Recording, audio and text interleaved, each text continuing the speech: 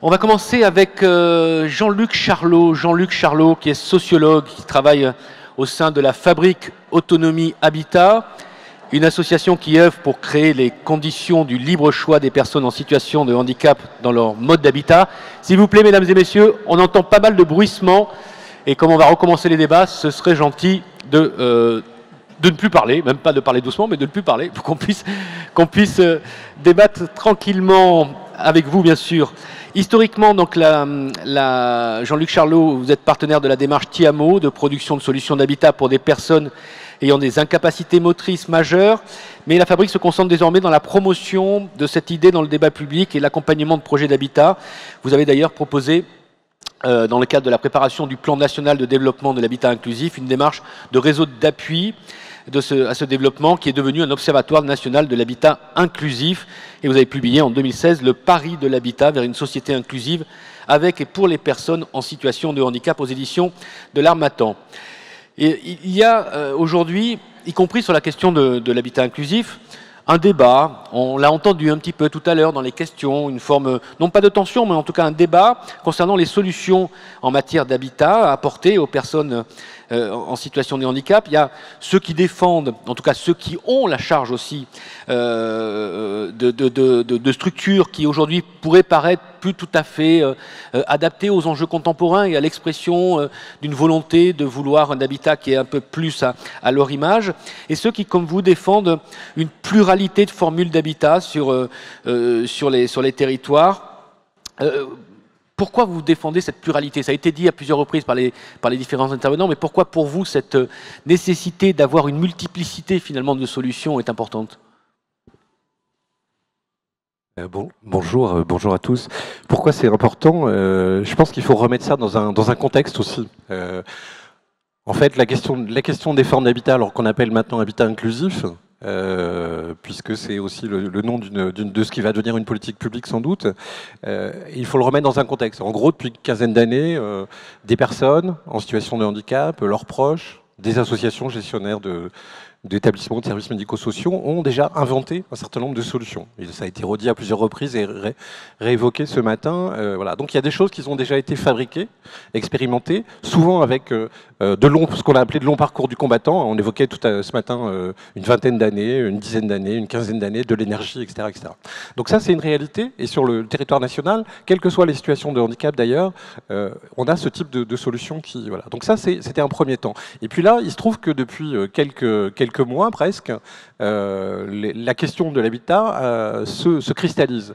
Alors, la preuve en est de ce congrès, qui est lui-même une illustration de cette cristallisation, c'est aussi la politique publique telle qu'elle a été au moins évoquée et commencé à être mise en œuvre à travers le plan pour le développement de l'habitat inclusif qui a été arrêté lors du dernier comité interministériel du handicap. Donc on est dans cette période de cristallisation. Et donc les périodes de cristallisation, elles vont toujours, à un moment donné, elles révèlent ce qui existait déjà, elles voudraient aller très vite, et ce faisant, elles se disent, si on va très vite, allons à l'efficacité, normalisons 2-3 formules d'habitat, et là on ira très très vite.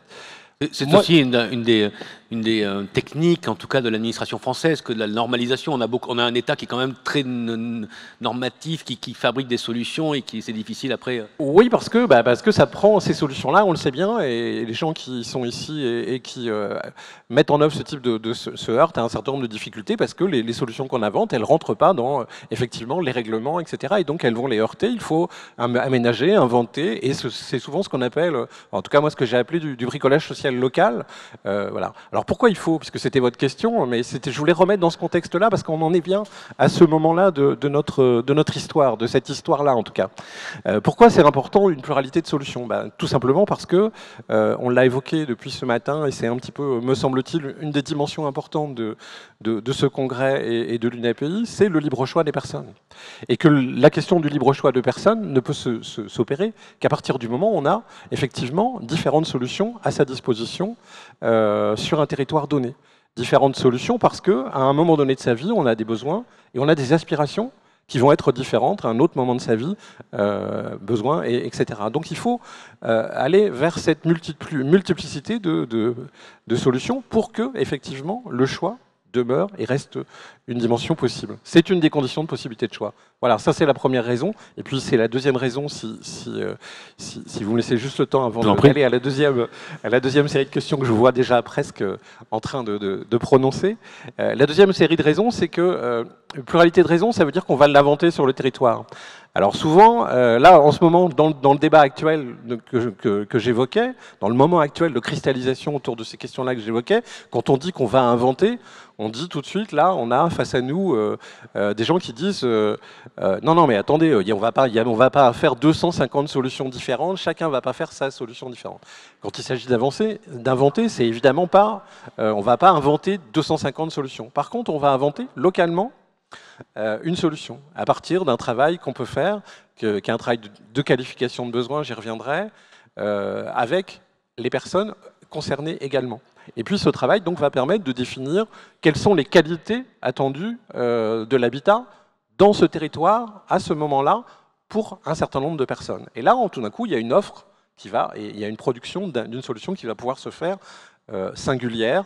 Alors elle ne va pas être révolutionnaire au sens où on ne va pas inventer des multiplicités, hein, on va retomber sur un certain nombre de choses que les uns et les autres ont pu expérimenter, adosser, vérifier, mais on va bien inventer une singularité parce que c'est un agencement particulier d'un certain nombre de dimensions.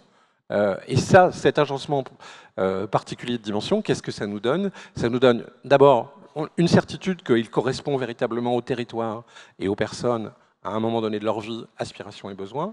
Et puis, c'est sûrement une qualité et une condition de la pérennité, parce qu'on va, à un moment donné, entraîner dans un processus qui est un peu long, un peu plus long que d'une formule qui arrive et qu'on va appliquer, va permettre que tous les acteurs, petit à petit, se fassent une représentation de ce que va être cette formule-là. Et donc, petit à petit, les acteurs qui sont nécessaires à sa construction, un département, une ARS, un bailleur social, une collectivité, va passer de « Ah non, mais ça, c'est pas possible ». Là, ce que vous nous dites, c'est vraiment pas possible parce que ça, le règlement truc nous l'interdit, parce que telle chose nous l'interdisent. Ils vont passer à cette posture, à une posture qui est bon. Alors, comment on pourrait faire ? Voilà, comment on va bien pouvoir résoudre cette question-là ensemble ? Voilà. Et donc c'est ce processus-là qui est déterminant. Voilà, donc voilà pourquoi, pour les deux raisons essentielles pour lesquelles je pense qu'il faut effectivement militer. En tout cas, c'est ce que la Fabrique Autonomie fait avec un certain nombre d'autres, dont l'UNAPI, puisqu'on depuis quelques temps on chemine sur ces réflexions-là ensemble, dans le réseau d'appui que vous évoquiez en introduction. Voilà. Donc c'est les deux raisons pour lesquelles il faut aller vers cette pluralité de solutions-là. On est dans un temps de cristallisation, mais en même temps, on a encore du temps pour expérimenter, vérifier que telle ou telle formule est la bonne formule, qu'elle réponde, qu'elle puisse se monter, qu'elle puisse s'agencer, etc., etc. Prenons encore ce temps-là pour penser, réfléchir et mettre en œuvre. Ok, donc ça c'est les ambitions, les objectifs un peu en macro. Comment on fait pour recueillir les besoins spécifiques, hein? Il y a les territoires ne sont pas tous les mêmes, hein. On peut parler de territoires ruraux, de petites villes, d'agglomérations. Voilà, il y a des acteurs qui sont dans ces différents types de territoires ne sont pas les mêmes, et puis surtout les besoins ne sont pas les mêmes. Comment on fait pour construire des solutions adaptées, même y compris une fois que l'on a cette dynamique, parce qu'il faut aller à la rencontre, et parfois aussi il faut aller, j'allais dire, débusquer les besoins. On ne les connaît pas tous, ces besoins. Certains on ne les connaît pas du tout. Donc comment on arrive à aller aussi finement savoir quel est l'état de la demande et des besoins? Mais après, c'est presque personne par personne, hein, puisqu'il faut construire des solutions adaptées pour chacun. Alors, il y a plusieurs niveaux et plusieurs strates de réponse. Le premier, c'est projet par projet. C'est-à-dire que ce que je disais, il y a aujourd'hui des personnes qui se réunissent, des proches qui se réunissent, de ces personnes qui se réunissent avec elles. Il y a des associations, des structures, des services qui déjà ont réfléchi, ont fait pour un certain nombre d'entre eux et continuent à penser. Donc là, autour de là, le processus, c'est un processus de qualification de besoins, comme j'expliquais tout à l'heure. C'est-à-dire, voilà, comment, collectivement, à un moment donné, on va déterminer les qualités de l'habitat attendu autour des 4 dimensions, hein, puisque Et c'est aussi ce qu'on peut souligner. On est bien sur l'habitat et pas sur le logement. C'est pas une politique de logement, c'est pas un problème de logement, c'est un problème d'habitat. Donc il y a au moins 4 dimensions. Le bâti, son design, son équipement, etc. En quoi ça c'est une dimension, évidemment la dimension du logement. Voilà, ça c'est la dimension. Mais il y a bien l'environnement social, paysager. Il y a bien aussi les dimensions nécessaires de l'accompagnement de la personne au domicile pour que effectivement sa vie au domicile soit possible, digne, etc. Et puis il y a le mode de vie. Est-ce qu'on a envie de vivre de façon très très indépendante ou au contraire de façon très très communautaire? Et puis entre les deux, il y a toute une gamme possible de choses. Donc ça c'est bien cette dimension-là. Donc ça on peut le travailler collectivement avec sur le territoire donné le groupe de personnes. Ça c'est le premier point. C'est un projet par projet, etc. Et on va aller vers cette définition de la singularité de la formule d'habitat telle que je l'ai évoquée en première partie, en tout cas en réponse à votre première question. Et puis, je pense qu'aujourd'hui, ce qu'il faut, c'est travailler sur les territoires. Et travailler sur les territoires, c'est... alors, d'une part, mettre en place, et ça se met pas en place aujourd'hui, et je pense qu'en tout cas, nous, on est, au sein du réseau d'appui que vous évoquiez tout à l'heure, c'est des choses auxquelles on est en train de travailler. Je n'ai pas encore, je peux pas vous dire le résultat, peut-être on viendra vous dire ça l'année prochaine si vous nous réinvitez, mais en tout cas, on est en train de le mettre en place. C'est, on va dire, des espaces sur les territoires qui vont permettre de recueillir les besoins des personnes, et surtout qui vont permettre de les travailler. Hein, on peut faire une collecte de besoins. Alors, c'est ce qu'on fait un peu généralement. Est-ce qu'on a besoin d'un T2, d'un T3? Est-ce qu'on a besoin de choses comme ça? Non. Là, c'est vraiment un travail, là aussi, de qualification de besoins, et donc d'ouvrir ce qu'on peut appeler des espaces de construction conjointe de l'offre et de la demande d'habitat. C'est-à-dire pour reprendre aussi ce qui s'est dit ce matin sur passer d'une politique de l'offre à une politique de la demande. Là, ce qu'on dit, c'est, voilà, on crée un des espaces, on va donc informer un certain nombre de personnes, on crée sur un territoire les personnes en situation de handicap, leurs proches, etc., ceux qui produisent, ceux qui régulent l'habitat sur ce territoire-là, ceux qui les accompagnent aussi, les personnes en situation de handicap. On travaille là-dessus et on va définir, à travers ces espaces-là, de construction conjointe de l'offre et de la demande, ce que devraient être les grandes orientations de l'habitat sur ce territoire-là pour les personnes en situation de handicap. Pourquoi je dis ça? Parce que l'horizon, me semble-t-il, c'est de sortir de politiques et de pratiques spécifiques, même s'il y a, encore une fois, je crois que j'ai assez défendu la singularité des solutions, mais de remettre ça dans le pot commun des politiques locales d'habitat au niveau d'un territoire, et notamment de pouvoir remettre ça dans le pot commun du document spécifique qui permet l'observation, la définition et la programmation des investissements en matière de politique de logement sur un territoire, qui est le plan local de l'habitat. Et donc de sortir de la partie dans laquelle c'est souvent, et encore quand ça y est, qui est les populations à besoins spécifiques, hein, où on retrouve les personnes âgées, alors un peu moins maintenant, mais encore quand même, les voyageurs, etc., etc. Donc pouvoir remettre ça dans l'ensemble de ça. Et pour ça, il faut effectivement un processus et une méthode qui va permettre de clarifier et d'identifier clairement ces besoins-là à travers ce qu'on peut appeler, voilà, ce que j'appelle moi des espaces de construction conjointe de l'offre et de la demande de logement. Tout ça je veux simplement dire que c'est pas complètement utopique. D'abord parce qu'on est en train de travailler à le mettre en place sur des territoires différents, hein, pour expérimenter, voir après ce que ça donne. Et puis parce qu'on a déjà fait ce type de choses pour d'autres choses. Je pense notamment, voilà, pour des choses que moi sur lesquelles j'ai travaillé sur les productions de services solidaires sur des territoires.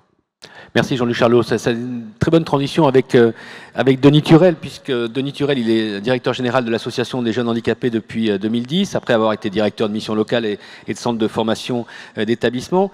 Et si je devais résumer un petit peu la conversation qu'on avait eue, Denis, ensemble, toute votre intention et votre énergie, vous la mettez quand même pour fabriquer à partir des outils du droit commun, des réponses spécifiques. Et c'est un petit peu aussi ce que dit Jean-Luc Charlot, comment on peut se saisir des outils du droit commun, des choses qui ne sont pas particulièrement étudiées pour répondre avoir des réponses adaptées pour des personnes en situation de handicap. Comment on peut se servir des outils pour aller vers une démarche là, inclusive, puisqu'on est sur des outils qui utilisent tout le monde. Alors, première question, Denis Turel. peut-être le positionnement de votre association, qu'est-ce qui s'est passé aussi, les questions que vous vous êtes posées et comment, à partir de la question de l'inclusion, vous avez un petit peu réfléchi à reprendre différemment cette question de l'habitat. Tout d'abord, bonjour à toutes et à tous. Et vous dire le plaisir que notre association, 40 km de Toulouse, a à vous présenter, non pas une expérimentation qui serait à découvrir, mais surtout, je pense, une continuité de travail des professionnels, des parents, qui permet peut-être de transférer et d'échanger, et de penser que dans le mouvement UNAPEI, cette question du partage est peut-être fondamentale pour découvrir de nouvelles innovations. Mais pour répondre à ta question, Cyril, il y a un mot que Jean-Luc a utilisé, qui est la pluralité. Et je crois que cette notion de pluralité est celle qui rend solubles les cas individuels dans des dispositifs publics. Et je crois que c'est important de s'y attacher. Mais juste en 2 mots pour poser le décor, 1957, des parents parisiens achètent un château à 40 km de Toulouse, donc un premier toit, pour 17 personnes. L'association s'appelle Association Les Jeunes Handicapés. Et finalement, pratiquement 50 ans plus tard, il n'y a plus d'enfants, il n'y a que des adultes, et l'association, au fur et à mesure de son évolution, a créé des toits nouveaux pour accompagner l'évolution ou le vieillissement des personnes, et les statuts posaient comme principe qu'elle accompagnait les personnes jusqu'au bout de la vie. Et je pense que le changement de gouvernance, ça a été de dire on ne les accompagne pas jusqu'au bout de la vie, on les accompagne jusqu'au bout de leur vie, mais que leur vie, elle n'est pas forcément à la JH et qu'elle peut être ailleurs. Et dans ce changement fondamental, il me semble qu'il y a une notion qui a été reprise ce matin tout à l'heure par Michel, c'est la question de la prise de risque. C'est-à-dire que vouloir mettre en place des innovations, vouloir créer des formules plurielles d'habitat, pour rester sur ce thème-là, ça suppose effectivement de permettre aux personnes en situation de handicap de prendre des risques. Ça suppose d'accompagner les familles dans le fait que ces risques, si on ne les prend pas ensemble, la question de l'autodétermination sera très difficile à mettre en œuvre. Et donc il y a un vrai travail d'acculturation des parents, des professionnels. Alors, on avait dit qu'on ne prononcerait pas le mot territoire hier soir, donc je suis désolé, Michel, tu m'en voudras pas, je le prononce, mais je vais le qualifier. C'est-à-dire qu'il nous fallait, de ce point de vue-là, connaître notre territoire du point de vue des politiques publiques qui existent pour agir dessus. Et en fait, on a changé de paradigme en disant tout simplement que l'habitat, ce n'est pas la finalité, c'est la porte d'entrée.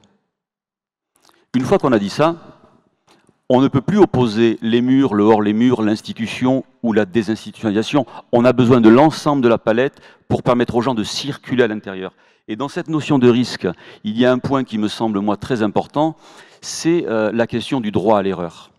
C'est-à-dire que les parcours que vous avez vus, Annabelle, Bernard, Patrick, Marie-Jo, dans les petits films qui ont été tournés à la JH, vous semblent comme ça simples en disant « mais ils sont très autonomes », une dame l'a dit tout à l'heure, et le collectif.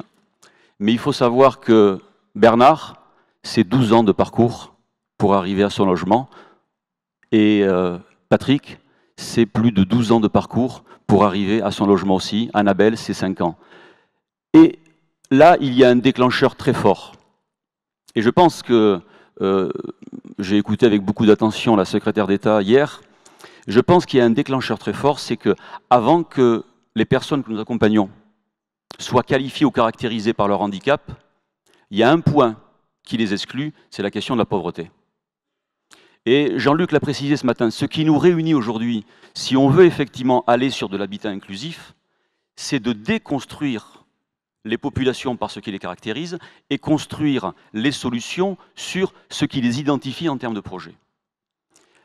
Si on met l'habitat comme point de départ, on va accepter comme principe qu'il y aura des allers-retours, qu'il y aura de l'habitat inclusif, qu'il y aura de la colocation, qu'il y aura de l'habitat individuel. Et là, mais je pense que ma collègue du conseil départemental y viendra tout à l'heure, il y a un deuxième verrou à faire sortir, c'est déconnecter l'orientation MDPH, l'agrément de l'établissement et le type d'habitat dans lequel on est.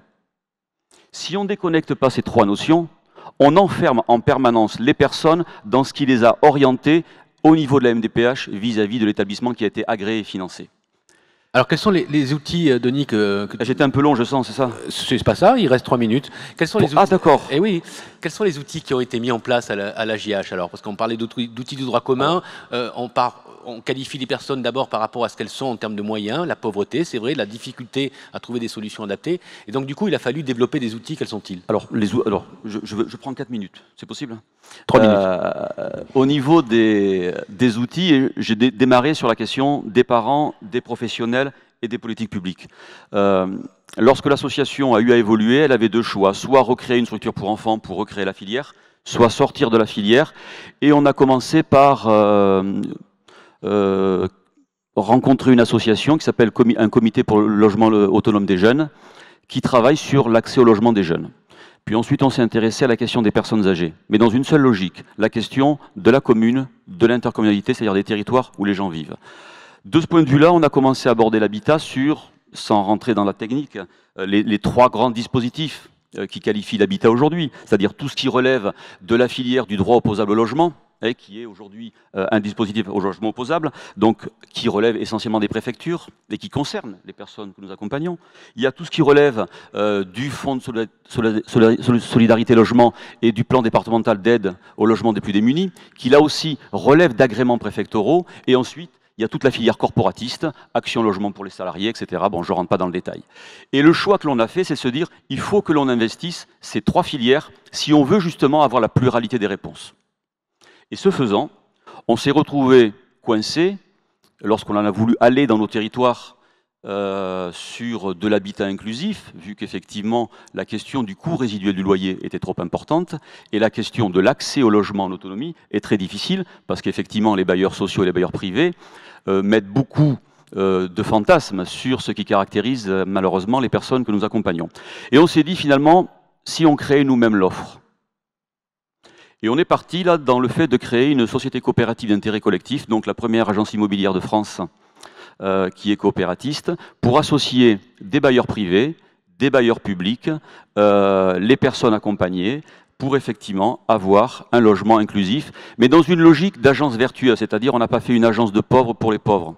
Et une anecdote, si tu me laisses 30 secondes, ça fait 3 ans qu'on court après la carte d'agent immobilier auprès de la préfecture, où il faut juste une licence. La carte T. La carte T, il faut une licence en droit social pour l'avoir. Et parmi la gouvernance de la JH, beaucoup ont une licence. Mais, et un agrément préfectoral. Voilà, mais ça ne suffisait pas. Et donc, lorsqu'on expliquait à la préfecture qu'on voulait créer une agence immobilière, ils nous disaient, oui, vous voulez une agence donc, pour les handicapés. Non, non, on veut une agence pour des gens qui veulent être logés. Ah oui, pour les handicapés, ça pourrait être simple. Mais non, non, nous, on ne veut pas ça. Nous, on veut une agence pour des gens qui cherchent juste un toit et qui aimeraient avoir leur toit, leur chez eux. Et 3 ans plus tard, nous avons cette carte. L'agence a été créée il y a 3 semaines, les premiers logements arrivent.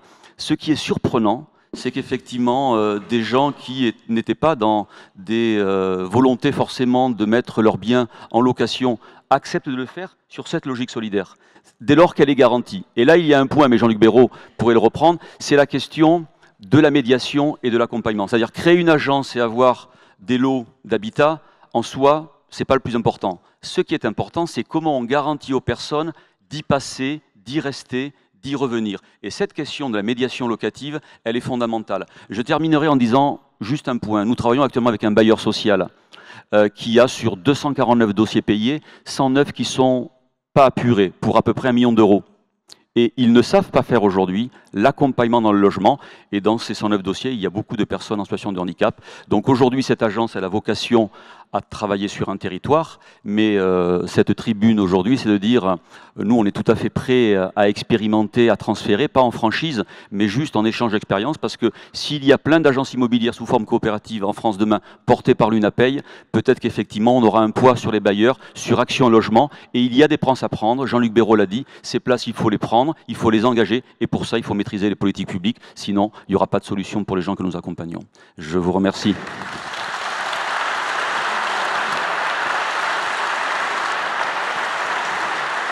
Merci Denis Turel. Renaud Michel, vous êtes directeur général de l'OHS. Vous avez, vous, une formation d'école de commerce, vous n'êtes pas issu d'un engagement associatif, vous êtes tombé dans le médico-social, si je puis dire, par les hasards de la vie, et on peut penser avec raison, puisque ça vous a plu, parce que ça fait maintenant un certain temps que vous y travaillez, et que vous vous y faites remarquer par votre capacité d'initiative et d'innovation. Peut-être rapidement, vous pourriez vous présenter ce que vous faites au sein de l'OHS de manière générale, et préciser ce que vous faites pour les publics vieillissants, car on sait que c'est une problématique d'ampleur, on vient d'en parler avec Denis. Et dans un deuxième temps, vous nous expliquerez ce que vous avez créé, l'école de la vie autonome, EVA, que vous avez créée en 2012. Donc d'abord, qui êtes-vous, qu'est-ce que vous faites, et votre approche spécifique pour les publics vieillissants? Bonjour à tous.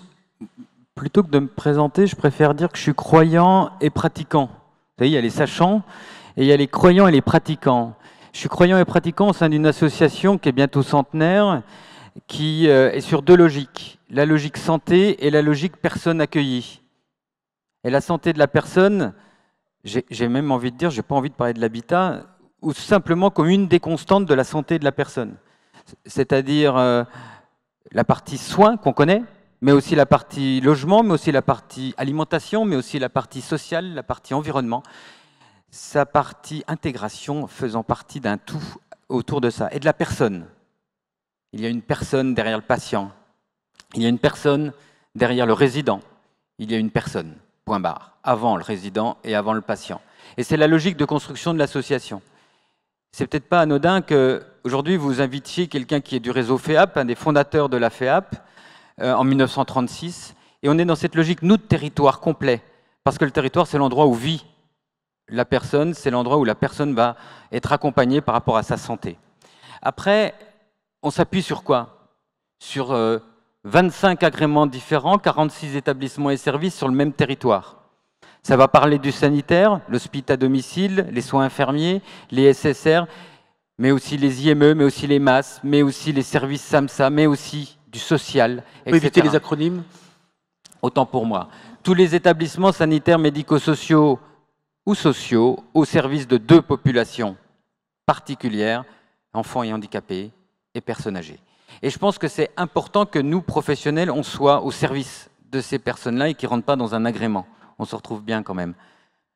Après, beaucoup parlent de parcours, beaucoup parlent de choses, beaucoup de normes, beaucoup de financements particuliers. Je vais aller directement à l'exemple, parce que je ne pensais pas me retrouver toujours dans les propos des intervenants avant, mais aussi de la table ronde d'avant. Puis en fait, je vais faire que d'illustrer ce qu'ils ont dit. L'école de la vie autonome. C'est une maison d'accueil spécialisée qui s'adresse aux adultes handicapés. Dans notre jargon, on dit lourdement handicapés.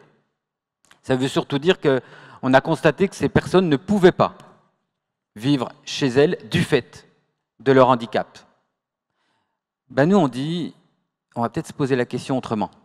On va peut-être leur donner la possibilité de pouvoir vivre chez elles avec leur handicap. On change les choses. On part du principe qu'on part d'une population lourdement handicapée, mais on part aussi du principe que c'est peut-être pas fini. Peut-être que leur vie va commencer, peut-être que leur vie va continuer, puis peut-être qu'elle va être différente. La logique, c'est quoi? C'est de dire, on vous accueille en masse, maison d'accueil spécialisée, merci, et on commence par décliner la journée en 130 points. Je ne pensais pas, madame, que j'allais rebondir sur vos données depuis le Québec, mais 130 points, c'est quoi? Est-ce que je peux me lever tout seul? Est-ce que je peux m'habiller tout seul? Est-ce que je peux préparer mon petit déjeuner? Est-ce que je peux gérer mon budget? Est-ce que je peux anticiper que je vais avoir besoin du café pour le lendemain matin dans un bol avec une assiette? Et tous les moments de la journée, toutes les actions de la journée sont déclinées, jusqu'à la mise en place d'une blanchisserie interne à l'établissement. Et certains me disent, mais ils ne peuvent pas. Pour certains, ils ne vont jamais utiliser de leur vie la blanchisserie. Peut-être. Si on ne leur apprend pas, si on ne leur montre pas, si on ne leur permet pas d'avoir accès, ils ne se poseront même pas la question.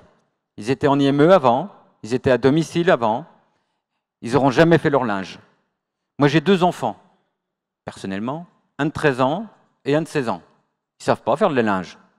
Par contre, on leur permet petit à petit de passer ces caps de la vie, ces apprentissages, comment vous avez dit? Détermination. À des enfants, on leur permet petit à petit de l'appréhender. Et pourquoi nous, professionnels, on ne permettrait pas à une personne handicapée d'oser affronter petit à petit, commençant peut-être par savoir choisir son t-shirt, le mettre, oser le dire, lui permettre de le dire, en passant par des phases petit à petit, en les consolidant, ou en tout cas en commençant par se dire où sont les difficultés, où sont les impossibilités, pour permettre de les passer petit à petit. Qu'est-ce qu'on fait? On sécurise ce parcours. Pendant 1 an, 2 ans, en hébergement collectif, dans la masse, maison d'accueil spécialisée, avec les professionnels sur place. Mais on prépare déjà l'appartement individuel, toujours dans la masse, maison d'accueil spécialisée, mais à l'extérieur. Le but étant quoi? C'est qu'au bout de 4 ans, de donner les clés de l'appartement à la personne pour qu'elle guide son AVS, elle reçoive des gens, elle vive dans son habitat. En fait, la logique, c'est de dire, c'est pas que c'est possible ou pas possible, c'est de rendre les choses possibles. C'est juste impossible au moment où la personne rentre dans l'établissement. Par contre, on va essayer de le rendre possible en passant un par un, pas à pas, step by step, les choses une par une. Ça veut dire quoi? Ça veut dire se poser la question, non pas de savoir dans quel agrément je suis, quel professionnel je suis, quelle norme, quel financement, mais de se dire, il y a une personne, elle a des besoins, comment on passe sur ces besoins? Je vais dire tout de suite les facteurs clés de succès et les menaces. Oui, moi, ce qui m'intéressait, c'est que vous donniez un chiffre aussi. Vous disiez, voilà, on s'occupe de personnes dont on n'espérait pas qu'elles puissent finalement devenir autonomes. Ça représente combien de... Vous adressez à une population, ça me rappelle un petit peu une expérience qu'avaient fait des associations autour de la Fondation Abbé Pierre qui s'appelait Logement d'abord. C'était de prendre des grands exclus, des gens qui n'avaient pas habité dans un logement depuis des années, peut-être certains depuis 20 ans, 25 ans, et de les mettre dans un logement. Et il y avait tout un tas de situations qu'il fallait démêler. Et c'est un petit peu aussi votre approche. Hein, comment arriver des gens où on se dit mais ça ne va pas marcher parce que... créer les conditions pour que ça marche. Et donc ça concerne combien de personnes? Aujourd'hui, cet établissement, avec votre retour qui n'est d'expérience, pas du tout expérimental, qui est un établissement de droit commun, c'est une masse, maison d'accueil spécialisée, de l'agrément tel qu'on le connaît, c'est 20 places installées ici dans le Grand Est. Il y a une structure qui existait avant nous, hein, à Chinon, pour ceux qui connaissent, qui existe toujours, pas de souci, tant mieux. Je reviendrai dessus après. Et qui aujourd'hui, depuis sa création, son ouverture en 2013, donc 20 places, a déjà permis à 12 adultes handicapés en maison d'accueil spécialisée qui aujourd'hui vivent chez eux. 12 personnes, 20 places, 5 ans après. Je pense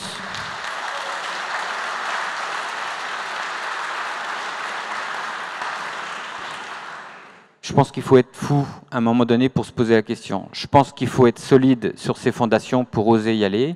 Je salue et je prends vos applaudissements pour mes équipes, parce que ça veut dire que tous les matins, ils ne se posent pas la question de « je vous rentre dans une case », mais ils se posent la question de « qu'est-ce que je peux faire pour vous ?» Même si vous me dites non. On parlait du concert, parce que c'est une anecdote qu'on avait échangée ensemble. Vrai, on peut en parler, oui. À l'occasion d'une fête de Noël, les parents étaient là avec les résidents. Et puis, il y avait des photos de Chaka Ponk. Alors, à chaque fois, je dis, moi, je ne sais même pas ce que c'est. A priori, il y en a qui connaissent. C'est un groupe de musique qui était venu au Zénith de Nancy. Puis, il y avait des photos de cette jeune fille handicapée en fauteuil avec beaucoup de problèmes cognitifs. Et elle était allée voir Chaka Ponk. Et je demande à sa maman, est-ce que vous aviez pensé, il y a 1 an et demi, à son entrée, qu'elle pouvait aller au concert, à ce concert seule?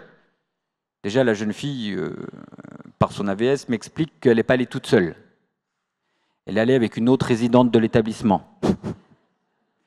Deuxièmement, la maman me dit, mais monsieur, jamais j'ai même pensé qu'elle pouvait aller seule, mais je ne pensais même pas qu'elle pouvait aller à un concert.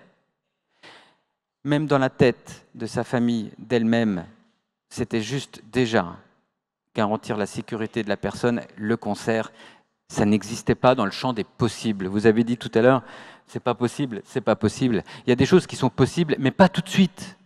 Mais step by step, mais petit à petit. Et on m'a aussi dit, les normes ne le permettent pas. C'est vrai qu'une personne en masse ne peut pas aller en établissement, puisque c'est ça la déclinaison et la raison d'être d'une masse. On m'a dit aussi, mais financièrement, c'est pas possible. J'ai une bonne nouvelle à messieurs les financeurs et décideurs des pouvoirs publics. C'est le meilleur investissement que j'ai jamais vu. Une place en masse, c'est entre 75 000 et 80 000 euros par an. Les mêmes personnes à domicile, c'est entre 30 000 et 50 000 euros d'appui, d'aide, de PCH et tout type d'aide. 4 ans d'investissement, oui, je parle que financier. On ne parle même pas de l'intégration, etc., l'inclusion, etc., que financier. Pendant 4 ans, vous investissez 80 000, pendant 30 ans, vous avez permis à quelqu'un d'être accompagné, d'être chez elle, et que ça coûte entre 30 et 50 000 euros de moins par an. Beaucoup de menaces à ça, beaucoup de freins à ça, notre fonctionnement à nous de professionnels, en premier.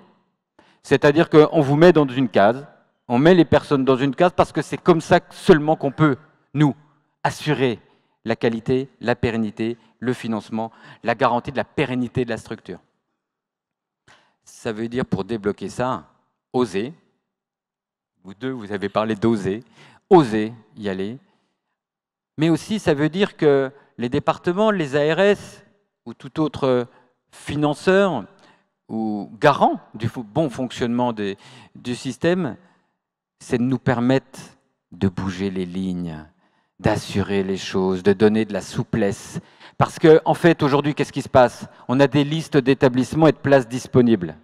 Quand on les a, Observer m'a donné pas mal d'ouverture de réflexion avec les autres collègues d'autres associations. Et je vais en reparler juste derrière. On est dans ces cases-là, on est dans les établissements-là. Par contre, en regroupant les choses, c'est le besoin de la personne qui compte. Ce n'est pas le nombre de places d'établissement. Moi, je préfère avoir une liste des besoins constatés sur un territoire et non pas de l'offre disponible sur un territoire. Et c'est à nous, gestionnaires d'établissements, gestionnaires de structures, d'être en souplesse par rapport aux besoins des personnes. Et les derniers, et je reviens et je finis là-dessus, et je salue Claude Valdener et l'association AUM parce qu'on ne se connaissait pas, on se connaissait en parallèle, chacun avec son professionnalisme et sa manière d'être. Ils ont tendu la main, ils ont accepté qu'on travaille ensemble. Aujourd'hui, on est en train de se dire quoi? On peut être deux associations différentes, mais complémentaires. On a, nous, OHS, essayé de travailler avec des bailleurs sociaux sur du résidence autonomie, des foyers logements, on disait avant. Aujourd'hui, on est en train de se dire, le bailleur social était pris par ces normes, ne pouvait pas inclure le service par respect des normes, exactement le reflet de ce que vous disiez tout à l'heure, monsieur. Du coup, l'association HS a acheté des résidences autonomie, met à disposition peut-être d'autres manières de travailler ensemble, peut-être un étage spécifique pour permettre à des travailleurs handicapés vieillissants de ne pas aller en EHPAD tout de suite, mais d'être sécurisés dans un logement au sein de cette résidence autonomie en amenant nous des professionnels. Il y a plein d'autres portes, mais pour ça, ouvertes à la collaboration au service des gens, mais pour ça, il faut être d'accord pour inclure nos fonctionnements les uns par rapport aux autres. Et je boucle là-dessus. Peut-être que l'UNAPI et puis la FEAP et d'autres fédérations, l'UNIOPS, etc., où nous, associations, on devrait parfois ouvrir un peu plus les portes pour oser. Merci Renaud Michel.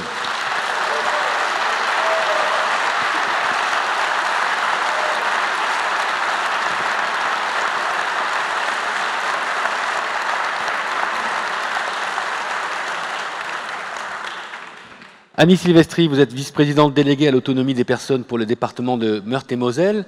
Le département a été assez pilote dans la mutualisation de la prestation de compensation hébergement. Le choix de l'habitat inclusif, ça demande de faire bouger les lignes. Renaud Michel vient d'en faire la démonstration et le revendique.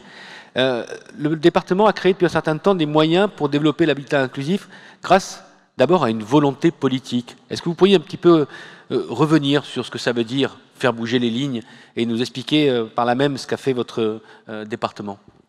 Bien évidemment, après Monsieur Michel qui a bien expliqué l'excellente expérience qui se passe à l'OHS et à laquelle nous sommes bien évidemment très, très attentifs, je peux dire que le département a eu cette volonté déjà avant 1999, lors de la construction du premier schéma concernant les personnes handicapées, en mettant un fonds dédié à l'habitat inclusif, on ne l'appelait pas comme ça à l'époque, déjà en 1999. La première chose que j'ai faite lorsque j'ai été élue en 2015, vice-présidente en charge de l'autonomie des personnes, c'est de visiter avec AFAST AFAST, c'est une association qui vient de l'AEIM, qui a créé sur 2 territoires, Lunéville et Longwy, ça fait 22 ans maintenant, de l'habitat inclusif. Donc c'est la première chose que j'ai vue, ça existe depuis 22 ans. Donc c'est dire que le département, déjà avant la loi de 2005, avant l'existence de la PCH, avait déjà, par la volonté d'association et par la volonté politique du département, en acceptant de recevoir les foudres de certaines institutions, à la fois de parents, à la fois d'associations qui ne voyaient pas forcément cette solution comme une solution sécurisante. Donc il a fallu dépasser et faire la preuve que ce type d'habitat était une véritable réponse.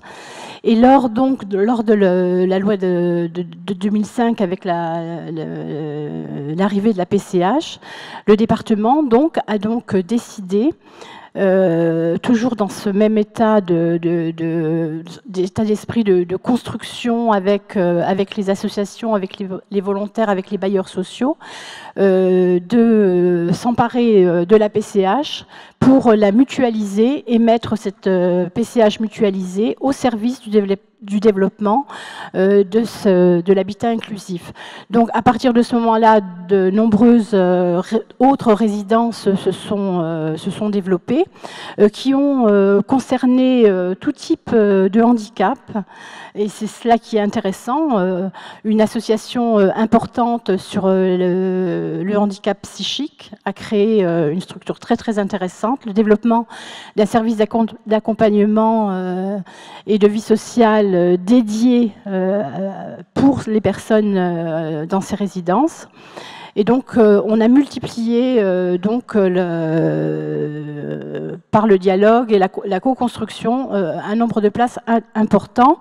Je veux rappeler que sur le département de Meurthe-et-Moselle, nous avons 1100 personnes dans les structures relevant du conseil départemental, que ce soit les foyers de vie, les foyers d'hébergement, etc. Et que nous avons 150 personnes qui vivent chez elles, qui auraient pu rester dans ce type d'habitat et qui vivent actuellement chez elles. Je trouve que ce chiffre est extrêmement important. Il ne répond pas à un modèle, comme vous évoquiez, hein, une normalisation des solutions, mais bien une co-construction avec les acteurs, avec les familles également, pour pouvoir aboutir à des solutions intéressantes, sécurisantes et qui permettent une plus grande autonomie des personnes. Alors, cette mutualisation de PCH était jusqu'alors pas très dans les normes, bouger les lignes. Nous avons bougé les lignes parce que nous avons osé instituer cette forme d'aide et de soutien à l'autonomie en considérant que c'était effectivement une bonne solution. Nous avons été ravis de recevoir le 27 avril le courrier de Ségolène Neuville qui, en s'adressant à l'ensemble des présidents des départements de France, validait en fait cette solution de mutualisation de la PCH qui peut désormais encadrer et favoriser le développement de l'habitat inclusif. Aujourd'hui, on reconnaît que la PCH, c'est un des moyens. Donc, on a été on a osé bouger les lignes parce qu'on est persuadé que c'est ce qu'il faut faire. La meilleure preuve en est, c'est que notre schéma de l'autonomie que nous allons valider dans quelques semaines au Conseil départemental fait de cette question de l'habitat inclusif encore un des axes en deuxième point de ce schéma, après la citoyenneté des personnes. On a bien compris dans les interventions de chacun.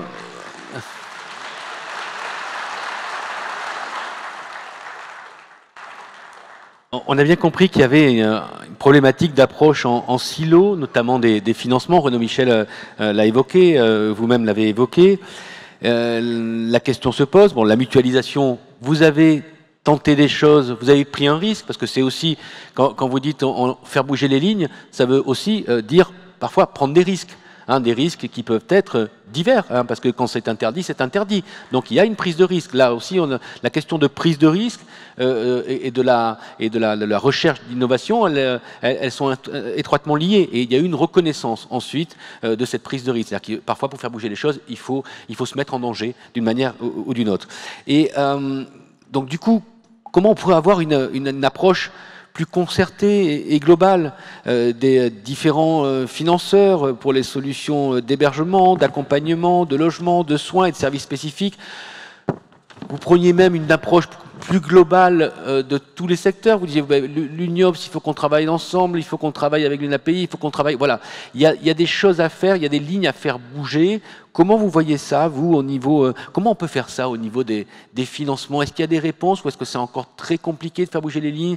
Tel type de structure est financé par les agences régionales de santé, telle autre chose est financée par le département, telle autre chose peut être financée par les travails, l'énergie des familles, des amis, des aidants et tout ça. Comment on peut avoir, finalement, comment on peut construire un outil de financement qui puisse répondre aux besoins et qui puisse se détourner des canaux actuels pour arriver à irriguer les bonnes terres, si je puis dire, pour accueillir chacun?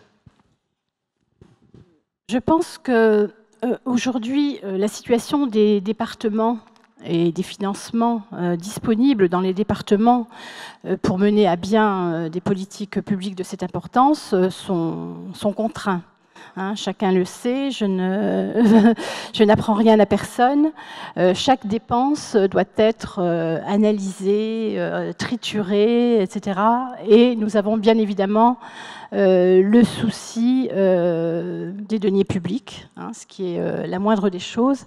Et donc évidemment, lorsque des projets arrivent, et nous avons la chance en Meurthe-et-Moselle d'avoir des acteurs extraordinaires dans ce champ du handicap, des associations formidables, des partenaires dévoués, actifs.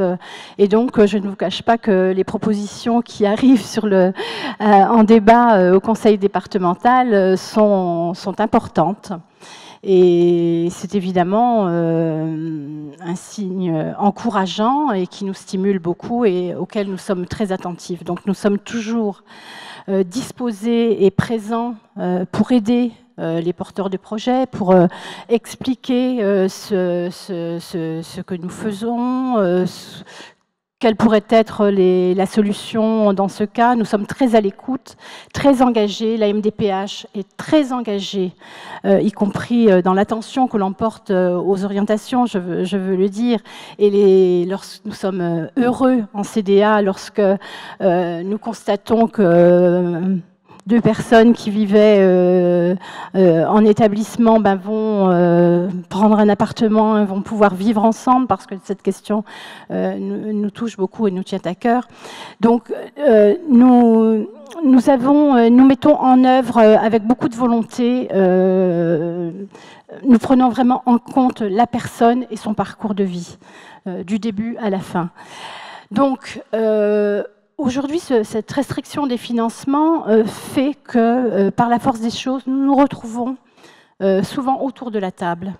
Que ce soit avec l'ARS, que ce soit avec l'ensemble des associations, nous avons en souci de trouver les meilleures solutions. Et l'AEIM, à ce sujet, est particulièrement efficace et nous aide beaucoup à prendre la mesure et à avancer. Quand on apprend que l'AEIM est actuellement en train d'expérimenter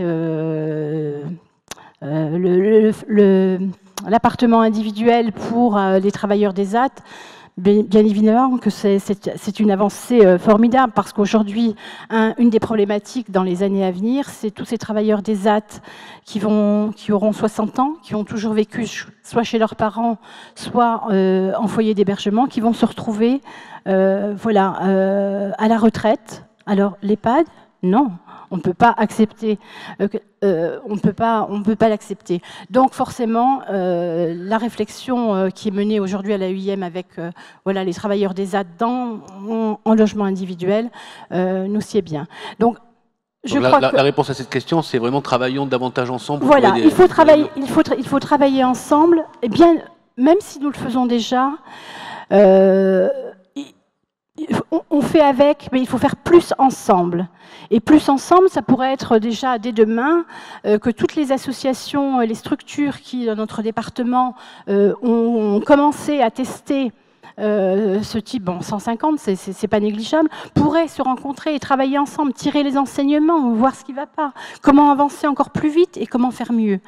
Voilà, c'est un petit peu dans cet état d'esprit que nous sommes actuellement, et c'est bien vers cela que, à la fois le schéma de l'autonomie, le CDCA, le Conseil départemental de la citoyenneté et de l'autonomie, qui est mis en place depuis le 7 avril dans notre département, va être aussi un lieu d'échange et d'avancer en ce domaine. Merci. On va prendre quelques questions. On peut applaudir Madame Silvestri. On va prendre quelques questions. Alors, les gens qui posent des questions ou qui font des remarques, merci de vous lever, qu'on puisse correctement vous filmer et de dire qui vous êtes, tout simplement. Alors question numéro 1, oui. Bonjour, alors voilà, vous vous levez. Non, levez-vous, si vous pouvez, oui. Alors, on vous écoute. Question numéro 1. Alors, c'est le micro. Est-ce qu'il est branché? Oui. Non. On a un autre micro. Bonjour. Alors, on va prendre une autre question. Oui. Alors, voilà. Bonjour, je suis Gérard Rey, donc je suis le président de l'AJH, et donc je suis le président de Denis qui vient de parler. C'est pas facile, hein, je vous avoue. Pas facile de travailler avec lui? Ah là là, c'est très difficile. Compliqué. Au-delà de la boutade, ce que je voulais dire, c'est que on a parlé tout à l'heure de difficultés des parents à imaginer le champ des possibles pour leur enfant. On a parlé du babyphone, on a parlé du concert. Et nous sommes des associations de parents. Donc en fait, nos conseils d'administration sont composés très majoritairement, ce sont nos statuts qui le veulent, de parents. Et je voudrais simplement dire que il faut absolument travailler cette dimension dans notre gouvernance, dans nos conseils d'administration. On a parlé d'autodétermination pour les personnes que nous accompagnons tout à l'heure, et je voudrais faire un peu de provocation en parlant d'autodétermination pour nos administrateurs. Parce que, évidemment, pour imaginer des solutions comme celles dont on vient de parler, il faut aussi que l'ensemble de nos administrateurs soient formés, soient accompagnés, et que eux aussi imaginent le champ des possibles pour leurs enfants qui sont dans les établissements, mais pour aussi l'ensemble des dispositifs et des établissements des associations qu'ils gouvernent. Voilà. Alors, nous avons tous des professionnels qui sont merveilleux, qui sont fantastiques, et il faut absolument que nos associations mettent en place des commissions associatives de travail. Donc, on parle de l'habitat, donc j'invite toutes les associations à mettre en place des commissions associatives sur ces sujets où des personnes de terrain, des professionnels de terrain et des membres de l'encadrement se rejoignent avec les administrateurs pour mettre ces questions au travail. C'est la seule façon d'avancer correctement ensemble. Voilà ce que je voulais dire. Merci pour votre témoignage, monsieur.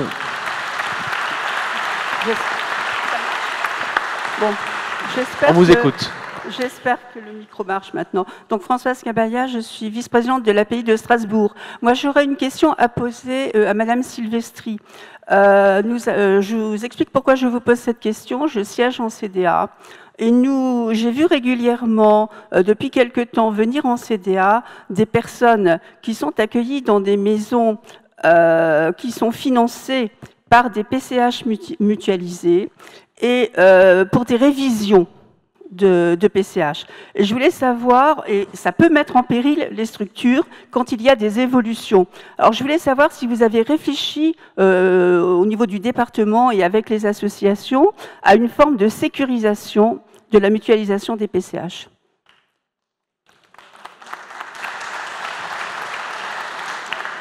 Annie Silvestri.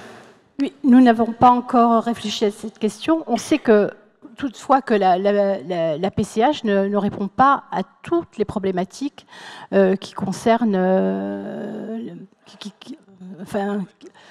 qui concernent les personnes. Toutes les problématiques ne sont pas prises en compte, la question du ménage, de la préparation des repas, etc. Donc, moi, je considère qu'il faut effectivement qu'il y ait, et je pense que le cadrage de Ségolène Neuville peut apporter une réponse à ces questions-là, puisqu'elle propose également des budgets aux ARS pour pouvoir améliorer et sécuriser en partie la question du montant des PCH, effectivement. Donc c'est une question qui va être qui sera examinée avec le cadrage supplémentaire. Merci Yannick. Renaud Michel, oui, vous disiez un mot.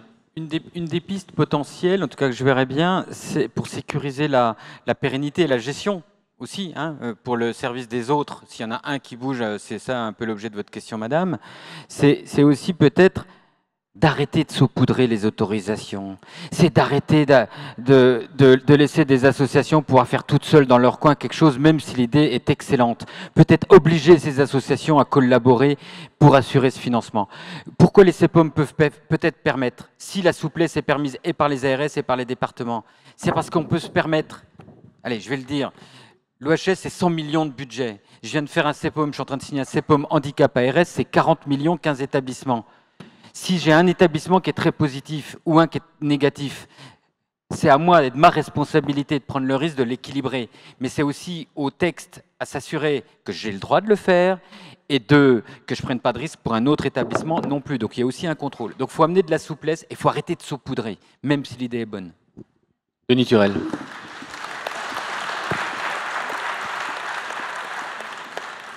Non, la question posée est aujourd'hui effectivement cruciale. C'est-à-dire que lorsqu'on parle de MDPH, lorsqu'on parle d'agrément, on ne parle jamais d'aide sociale.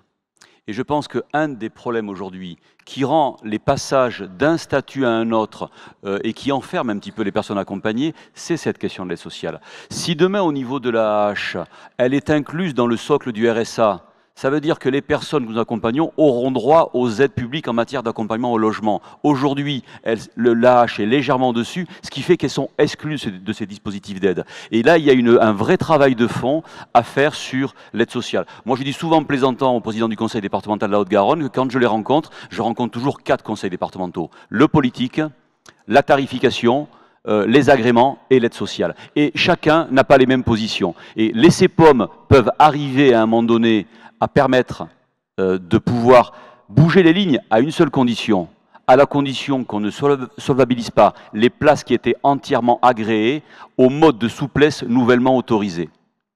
C'est ça l'enjeu. Et aujourd'hui, on a à faire pression sur nos élus pour qu'effectivement l'inclusion et le territoire, ce ne soit pas que des notions comme ça, nomades, dans lesquelles on peut tout mettre, c'est effectivement de qu'est-ce qu'on y met derrière pour construire ces passerelles. Et les passerelles, elles existent à la condition qu'on nous permette effectivement d'être responsables de ce que nous engageons au niveau des trajectoires. Merci. Allez, on prend des questions. Merci beaucoup. Allez, si on veut prendre des questions, on fait des petits applaudissements. La question numéro 3, pour en prendre le maximum. Question courte, s'il vous plaît, et puis réponse pareille, hein, si jamais il y a des réponses à faire. Noël Ayou. Vous vous levez, monsieur, quand vous voit, quand vous filme, que vous soyez dans la vidéo pour la postérité. Noël Ayou, président de la région Midi-Pyrénées, et par ailleurs président adjoint de l'ADAPI de l'Aveyron et de Tarn-et-Garonne. Alors, je n'ai pas de questions à poser, j'ai simplement à remercier Madame Silvestri pour ce qu'elle a dit, et surtout Monsieur Renaud Michel pour ce que vous avez dit concernant les masses. C'est la première fois depuis hier que l'on parle du pôle handicapé. On ne doit pas oublier que nous sommes des associations qui accompagnent les personnes handicapées et des fois très lourdement handicapées. C'est vrai que nous avons 5 masses dans notre association et que les personnes qui sont dans les masses sont effectivement mises dans des cases. Et vous avez la solution pour sortir de ces cases. Oui, petite solution, mais quand même solution. Et je voulais vous remercier et vous féliciter. Je pense que nous nous reverrons bientôt. Merci. Je mets à disposition. Je ne peux pas dire tout à l'heure qu'il faut de l'intelligence entre les associations sans vous proposer, ceux qui veulent le dossier de l'école de la vie autonome, Moi, je serais ravi qu'il y en ait d'autres.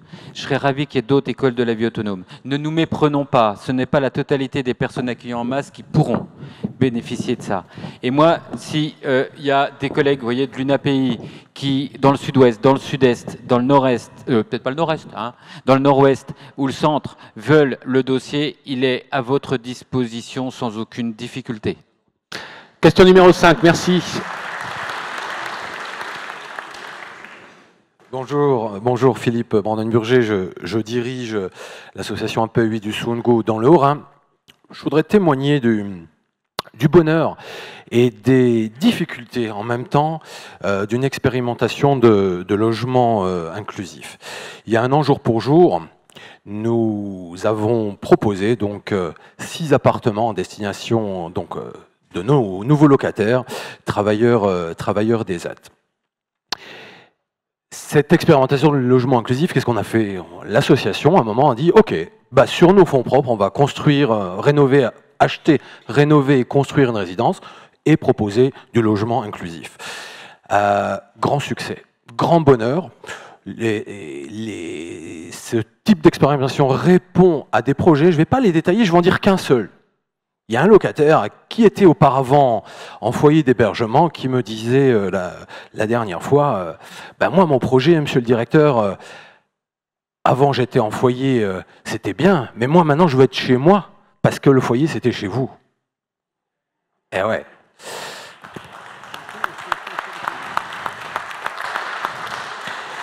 Alors, rapidement, monsieur, qu'on puisse prendre d'autres interventions, s'il vous plaît. Oui. Alors, logement inclusif, on connaît. Maintenant, les contraintes.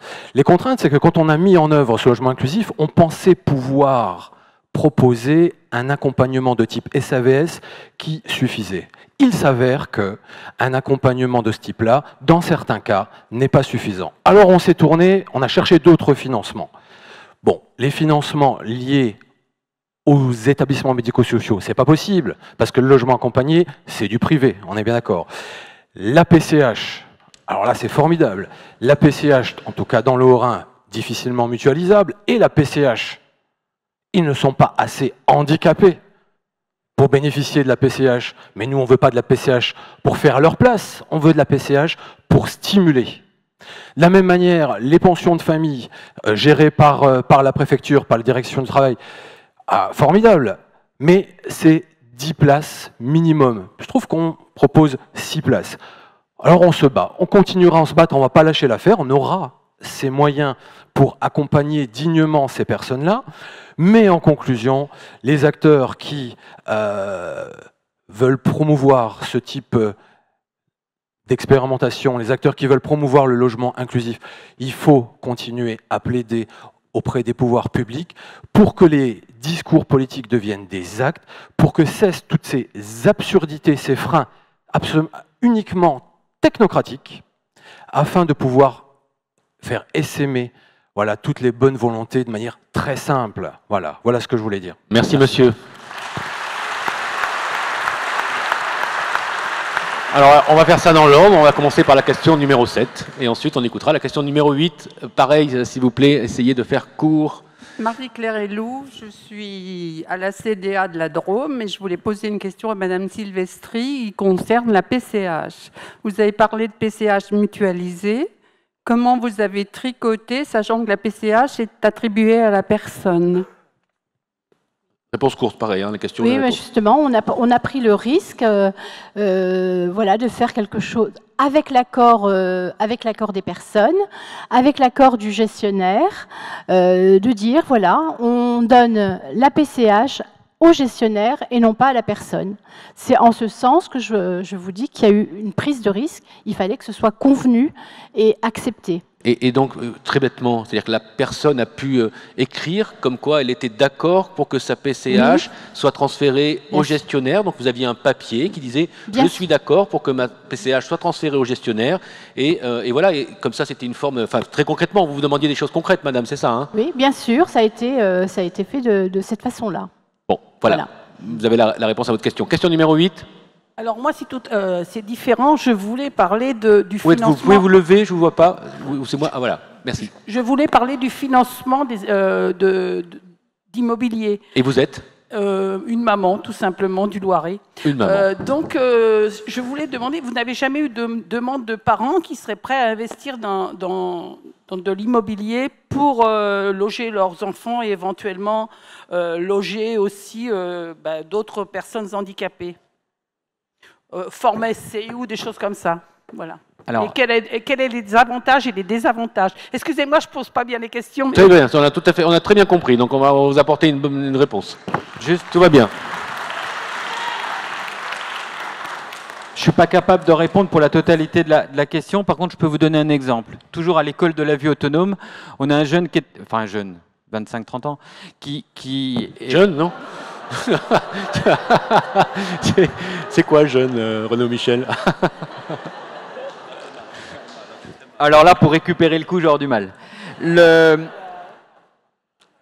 Une personne accueillie dans la masse, ses parents avaient quelques moyens et me disaient « Mais Monsieur Michel, vous allez passer par un bailleur social pour la phase, ce qu'on appelle nous la phase 2, dans l'appartement chez nous, encore dans la masse, pour permettre de consolider avec un bail glissant derrière pour que la personne elle puisse habiter chez elle en location. » Et on a eu quelques difficultés. Les parents ont investi. Ils ont monté une SCI, très clairement. Et moi, j'avais un souci, c'était l'enrichissement possible pendant la phase où c'était sur des financements publics, État, chez moi. On s'est mis d'accord sur un bail à hauteur du tarif bailleur social. La SCI des parents me louait à moi pendant 2 ans, c'est le temps que ça a duré pour Pierre, qui est la personne concernée. Et aujourd'hui, il est dans l'appartement de ses parents. Et ça a continué comme ça. On a pu le bâtir au cas par cas. Et du coup, vous l'avez calibré le loyer en fonction de ses revenus à lui? Par rapport à ce qu'on aurait eu comme coût, nous, dans l'établissement, hein, en utilisant le bailleur social, au tarif bailleur social. Oui, mais il y a plusieurs prix dans les bailleurs sociaux. C'est quoi? C'est du PLAI, des choses de... Bon. Alors là, vous dépassez mes compétences techniques. Ne me mettez pas en difficulté. Déjà que j'étais mal avec l'histoire du jeune. Ok, donc en tout cas, c'est à voir avec le bailleur social, mais visiblement c'est ça. D'accord. Donc il y a des solutions, mais là encore, c'est vrai qu'il faut, essayer d'avancer et d'innover. Denis Turel. À votre question, madame, plusieurs petites réponses. La première, l'agence immobilière que l'on a créée a cet objectif-là, c'est-à-dire de permettre, notamment à des familles, pour des personnes handicapés, mais aussi pour des jeunes étudiants, pour des professionnels, c'est-à-dire d'être dans la diversité, donc de pouvoir effectivement acquérir, louer, investir, créer du bien immobilier pour le mettre à disposition dans une logique solidaire et coopératiste. Donc ça, c'est l'idée de l'agence. Mais après, on a d'autres opérations, c'est-à-dire qu'on a créé un fonds de dotation qui ouvre là rapidement, dont l'objectif aussi est de capter du bien immobilier sur des legs pour le réinvestir dans le mode locatif, pour le mettre à disposition des personnes les plus démunies. Mais on peut encore aller plus loin, c'est-à-dire qu'aujourd'hui, quand on maîtrise les dispositifs logement, on peut, avec des propriétaires privés, les faire investir sur du logement, parce qu'on peut garantir des durées dans l'accompagnement, du logement individuel, et le solvabiliser par du PLAI à 5 € le mètre carré, ce qui veut dire que ça sort un loyer pour une personne sur un T1 bis avec l'APL déduite à 100-150 €, charges comprises.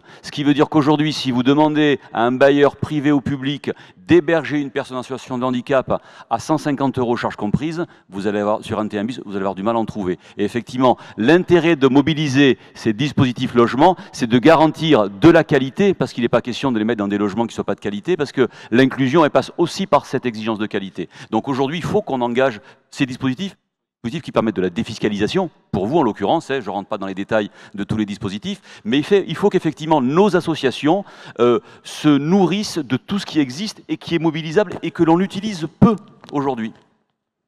Merci beaucoup. Ce sera la dernière question, de toute façon il n'y en avait pas d'autres.